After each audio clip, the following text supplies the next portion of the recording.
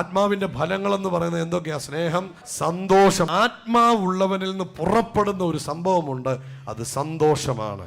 രക്ഷിക്കപ്പെട്ടതാണ് ഏറ്റവും വലിയ സന്തോഷം. കാരണം രക്ഷിക്കപ്പെട്ടില്ലായിരുന്നെങ്കിൽ നമ്മൾ എവിടോട്ട് പോയേനെ? നരകത്തിൽ പോയേനെ. അപ്പൊ രക്ഷിക്കപ്പെട്ടത് ഓർത്ത് എന്ത് ചെയ്താട്ടെ? സന്തോഷിച്ച് സ്തോത്രം പറയണം. നമുക്ക് എന്തെങ്കിലും 100 റിയാൽ കിട്ടിയതിന്റെ പേരിലല്ല സന്തോഷിക്കേണ്ടത്. എൻ്റെ യേശു എന്നെ വിടുവിച്ചതോർത്ത് ഞാൻ എന്ത് ചെയ്യാൻ പോവാ? ക്രിസ്തു എൻ്റെ ഉള്ളിലുള്ളതിനായിട്ട് ഞാൻ സന്തോഷിക്കും. ഏത് പ്രശ്നത്തിൽ നിന്നും വിടുവിക്കാൻ കഴിവുള്ളവൻ എൻ്റെ അകത്തുണ്ട്. പിന്നെ എന്തുകൊണ്ട് എനിക്ക് സന്തോഷിച്ചുകൂടാ? ഏത് പ്രതിസന്ധിയുടെ നടുവിൽ നിന്നും എന്നെ വിടുവിപ്പാൻ കഴിവുള്ളവൻ എൻ്റെ അകത്തുണ്ട്.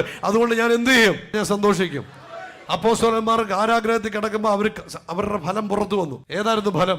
സന്തോഷം പുറത്തു വന്നു. അവർ സന്തോഷത്തോടെ കാരാഗ്രഹത്തിൽ കിടന്ന് ആരാധിച്ചപ്പോൾ ദൈവപ്രവൃത്തി നടന്നു. നിങ്ങളുടെ സന്തോഷം ദൈവപ്രവൃത്തിയെ ആകർഷിക്കും.